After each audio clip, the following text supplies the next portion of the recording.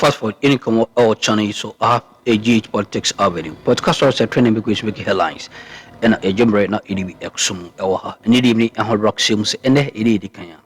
Or money so between Becca Abusia Kono, now, Timmy Abua, Ama, a Abusiana, Etimi Ayakase. Subscribe to the channel, share now for friends and into Ikebenidia, Onia, Yanko Highways, Jadam, any Assam Kotoakra. Now, lawyer Martin Pibu and Otimi and Biki Exposibi, or check say 52.5 million Ghana cedi. It me Vanish from a GCB account. Yehu the Edisicano a year. Papa agent and also say a seminal swampa a war a year OSP hodie, Nemono, a seminal acquired said as a yabuani a gusu binti. Yoko enhe na omo emfa omo enji aseminim. Na yehu adia potia omo Edisicano a year. Say election and omudi year because at time omo his cano na was within election time. Omumra na omo emubuhu akonta. Na at this point in time, emumra a lawyer Martin people asweye abra wajembre na obo inchum. Thank you for speaking up when a lot of Ghanaians found it very convenient to keep quiet. They didn't want to talk about the bad governance. You did, and we'll forever allow you for that. And our Ghanaian men above 40, please. Do the needful. You have to do the prostate check. Let's not lose you unnecessarily. Thank you. And now 52.5 billion. So now Kofi Afulu has taken the another petition, this one to EOCO, because he's not seeing the work OSP is doing on the 52.5 billion that vanished from GCB account in 2020, which was an election year. So our minds are that, was that money used for elections in 2020? It's a legitimate question to ask because until the Auditor General brings out the report, it's a legitimate inference to make that could that money have been used for the 2020 elections? Okay, so we hope maybe Mr. Raymond Acha can do a better job of it. Okay, right. Thank you. I thank you very much. And we've had those initial thoughts on the outcome of the NPP presidential primaries last week. You were convinced by Dr. Evans Dia last week when I brought him. And Ms. Bento says something that eventually sort of played out because he's just sent me, Dr. Dia was to join us this morning. He sent a statement because Musa, you said any pollster researcher who gets it wrong must come and explain. Right? That's what you posted, right? Polling is a science. It's absolutely. So come and explain why we got it wrong. But, well, your conviction didn't come to pass. I was hoping, yes, GSO looked more rational, though we also accept that voting is not really rational because it's a lot of visceral politics. So when we say visceral politics, it's a lot of emotions, okay? It's a lot of gut feeling, etc., right? And so, well, it's not too surprising. It's just that it's sad that the NPP have chosen to go down that It is necessary to make this because point behind what you are saying about voting, being visceral, whatever. You see, to the extent that pollsters like Musa Dankwa, if they do the science right, can predict over time, and close to the time can give you a 90+% level of assurance, tells you that that science, and the whole point about science is the empirical method. It can be replicated. If you use the same method, you arrive at the same point. Let me say this, which is very well known. People would accept things that work with their emotion. Things that sit well with you, you are more likely to accept them. True. So when Evans came here and was saying the things that Martin says, all this time he's been Musa Dankwa telling us something. And it didn't sit well with him because we know where his emotions lie. So when Evans came and whatever he was saying went in that direction, he just jumped on it. We should. That is what is called prejudice. No, I'm not. It's also science. No. Negative bias. Because Baumia obviously carries a huge baggage. Extremely huge. No, don't go there. That's a problem. So that's a problem. You go and vote for somebody who is obviously going to lose. Musa Dankwa, haven't you said that any candidate... We are talking about polling. Yes, so that's what I'm saying. And there's a tendency of people to shift in a certain direction that their emotion moves them in more than their mind. That's why prophets have the sway they have. That's why people like Martin, who don't like Baumia, don't want to hear Musa Dankwa. Look. Musa Dankwa is with us in the studio this morning. But before we get into all of that, let me also acknowledge the presence of Kofi Bentil. He is the Vice President of Imani Africa. and also a private legal practitioner. He's made it quite clear he has love for Dr. Mahmoud Bawumia, but he's not a member of the NPP. I think that's correct. A good one. I confirm that. I confirm that. No, it's confirmed. It's good to have you, Mr. Bento. Thank you, man. Thank you for having me. Thank you so much for being here. Also joining us is the Honorable Andy Apiakubi. He is the former member of parliament for the Asante Achim North constituency, also a private legal practitioner. He has love for Dr. Brian Champong. Honorable Andy Apiakubi, good morning. Thank you for joining us. But the elections are over. The elections are over. We have a candidate to market. Yes. We have a single candidate. So now your love is for Dr. Mahmoud Bawumia. All of us are behind Dr. Mahmoud Bawumia. Perfect. Thank you for joining us this morning. I'm going to be finding out from you what really gave you that conviction that Dr. Brian Champong was going to be the surprise candidate, which he turned out to be. Because about a month ago, you were on this show, and when we were doing the analysis, you were clear that Dr. Brian Champong was going to pull up a surprise. And that's exactly what happened. Martin Bebu is a private legal practitioner, and is the convener of the Kumipreko Reloaded demonstration. He's going to be joining us. In fact, he's just being put together in a bit. He'll take his seat, and we'll start the conversation right now. But this is Dr. Mahmoud Bawumia's victory speech exactly a week ago. Take a look. I say thank you to every contestant for participating in this race and for giving delegates an opportunity to make an informed choice. I say a special thank you to the members of Parliament who championed my bid, both in Parliament and in their various constituencies.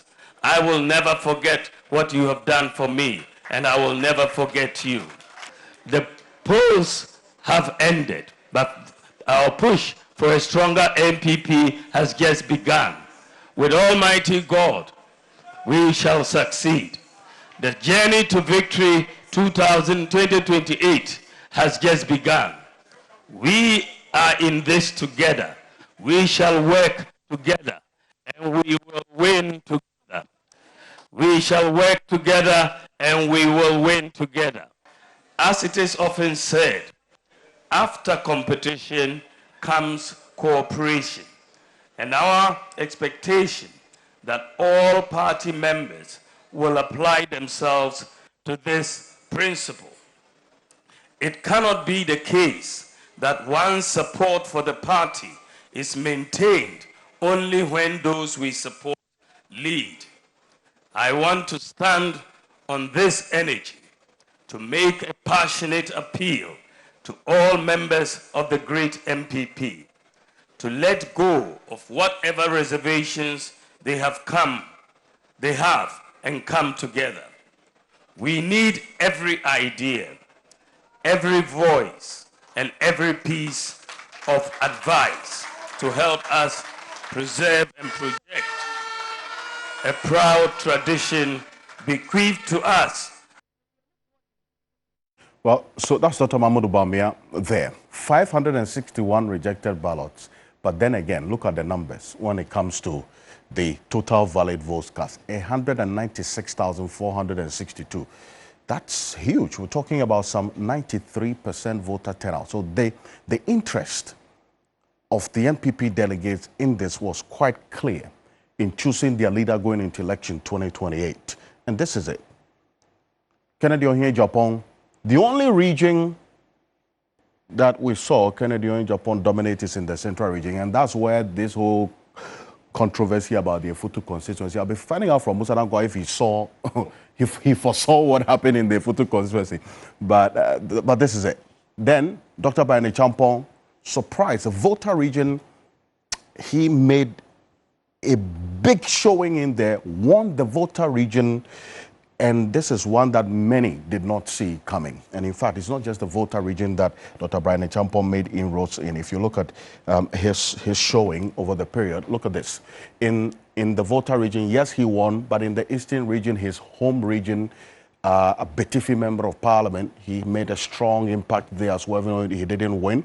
The Greater Accra region as well, the Ashanti and the central region, even though he didn't win all of these areas, but he made a strong statement in these regions as well. Dr. Mahmoud Bawumia, 14 out of the 16 regions he won.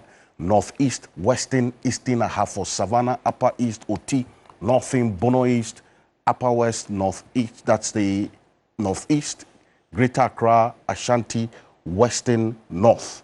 Then, if you look at how things played out for the other two, oh, well, I mean, it's a very, very unfortunate outcome for these two. But look at this. The comparison or the analysis between what happened in 2026 and what happened in 2023 is one that also will be a subject of conversation this morning. In 2023, Dr. Mahmoud Bawumia polled a total of 118,210. Compared to what happened last week, Saturday, I polled 110,643. It's a reduction of just some 7,000 and over. Now, is there a message in there, or is it a negligible bracket of reduction that we can look at? We'll also get a feel into that one as well. For Kennedy Onye Japan, look at this. This is a huge drop. 2023, 71,991. And guess what? Last week, after all the campaign and everything was said and done, 46,554. We're talking about almost a difference of about 30,000. That's quite a lot. That's quite a lot. Now, this is one that would take out time and also understand how things played out as well. But let's look at, especially for this one, what happened in 2023 as against what happened in the elections as we have seen throughout the period. And this is what we gleaned from the Kennedy versus Bryan, for instance, and Dr. Bryan Champong was emphatic in his impact. We could clearly describe him as the third force that nobody ever saw coming. I'll start off with you, Mr. Bento. Dr. Bryan Champong showing. I mean, the emphatic runaway winner for this election was Dr. Mahmoud Bawumia. But definitely the most significant emerging candidate right now in NPP to watch is Dr. Bryan Champong. Nobody expected him to do. The most significant and emerging candidate to watch is Dr. Bryan Champong, because his showing has been quite surprising. His youth is significant. His role or his stature in the party is also very significant. So, I mean, in some aspects, you could have compared him to somebody like Ken, but he clearly showed a better outcome than people expected. That makes him an emerging force. So, if you ask me right now, he has the biggest momentum in NPP. And if he manages himself well, there is no question where he's going to end up.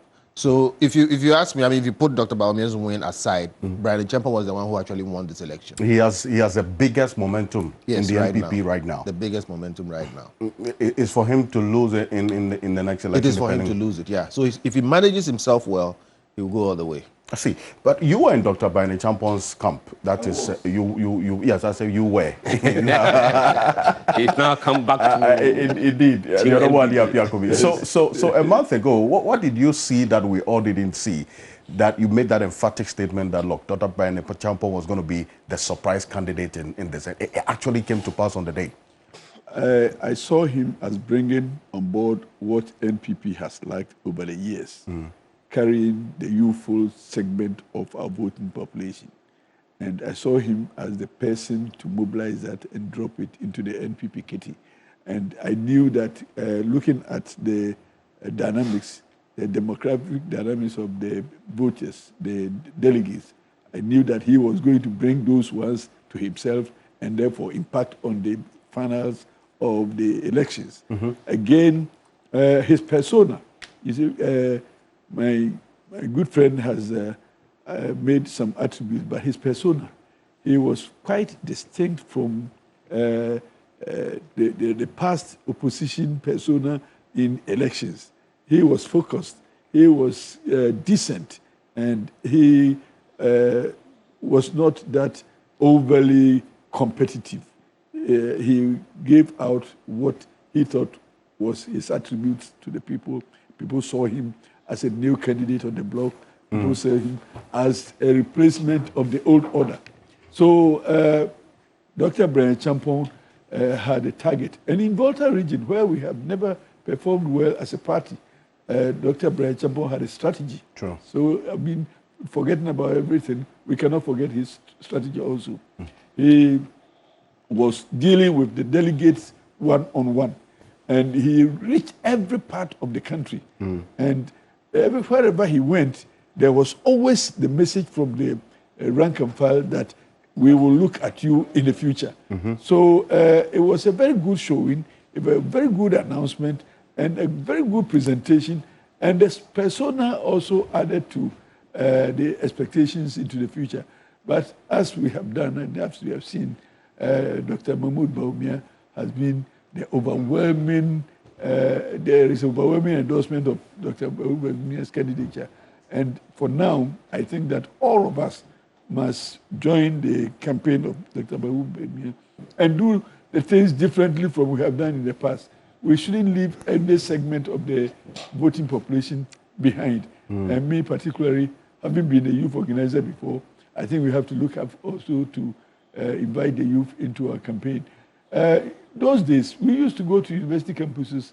We used to, when we were there, we will host politicians as they come there, and we'll flock into the conference rooms in our numbers. But I don't see these things happening. Right.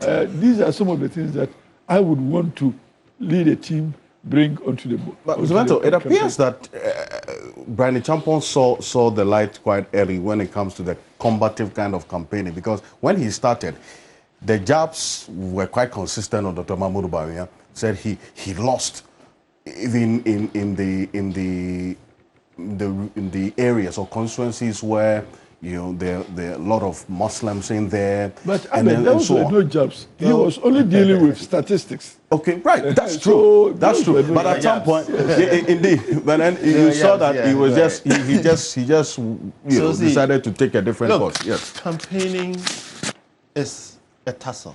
It's a fight. You have to find something against the other person to say. And then you have to reflect that over on yourself. True. I think my senior and the Apiakubi is shortchanging the NPP if he says that Dr. Brian Champong did well because he was decent and all these things. Frankly speaking, apart from maybe one exception, they were all very decent. That's very important to me because... I was invited to talk about my candidate. I know, but you see, that's what I'm saying. You give the wrong impression. Because, see, it is important for those of us who watch, and I also signal that to the youth and all these other persons who you find fighting over everybody, that look at the campaign that was run. Look at how Kwabena Japon handled himself. Look at how Dr. Duchum handled himself. Look at how Dr. Brian Champong handled himself. Okay, apart from a few situations concerning Kennedy where clear lies were told and all those things, that was a decent campaign. And it was a hard campaign. So if you say Dr. Brian Champong, threw a few jabs, if you don't, how are you going to survive in this thing? So, true. And the target is, Dr. Bawumia. So I think I can forgive him for that. I want to commend them for running a very serious campaign. I mean, nobody, even at the last moment when Musa Dankwa, if Musa Dankwa got it wrong, somebody would have cut my head off. Absolutely. Because I said, look, I am also a researcher. I believe what he's saying. Forget about the prophets. Okay, so I'm happy he does his work. You have consistently said that. Absolutely. I'm happy we have people in this country who do the work, do it well, and can say well. But clearly, it was a very hard-fought campaign. So look, kudos to Dr. Brian Champong, but also to the NPP and those who have all kinds of things to say about this particular strategy of running this primary at this time. Look, they will be shamed. I think it's very good strategy that they did what they did at this time. And all the naysayers who are talking about this was cooked for Dr. Bawumia, whatever it is, you saw how the battle went down. It was never assured, but for people like Musa Dankwa, there were people who were swearing on their whole lives that this will go a different way. So kudos to NPP, and I believe they will just get better from now. We're going to get into it now, and I think getting better from And now, we have and how the path will be. Martin People, as I indicated earlier, was just being made up. He's joined us now.